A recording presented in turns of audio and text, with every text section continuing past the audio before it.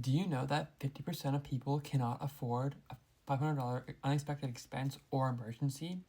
This is the first step you have to take when taking control of your personal finances. Hi, my name is Griffin. I'm 23 and I'm truly passionate about personal finance, which is why I created this series and this account. This is day 4 of teaching personal finance knowledge that everyone needs to learn about. Today I'm talking about having emergency funds and why it's super important to have one. Emergency fund is very straightforward. It's a fund where you keep money set aside for emergencies in a high yield savings account so it earns interest on top of that.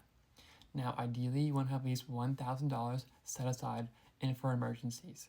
For example, if you have a car, as for me, over last year, my car needed fuel pump injectors to be replaced. At the time, it cost $1,000 to fix it, and I had no money set aside for it.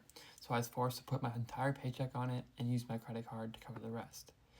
Doing this really sucked as I knew I need to never do this ever again. And fast forward to this year, I need to put a new battery and an oil change for my car. It cost me over $700 to fix it, but luckily I had an emergency fund. Now, depending on how fast you want to build an emergency fund, you can do it really easy. You do $100 every single time you get paid for 10 paychecks, that's $1,000. Or if you can't do that much, you can do 50. You can do $50 for 20 paychecks, and then you'll hit $1,000 saved up for an emergency fund. Then you can start tackling your debt or start saving money or start investing. So if you don't have an emergency fund, get started right away.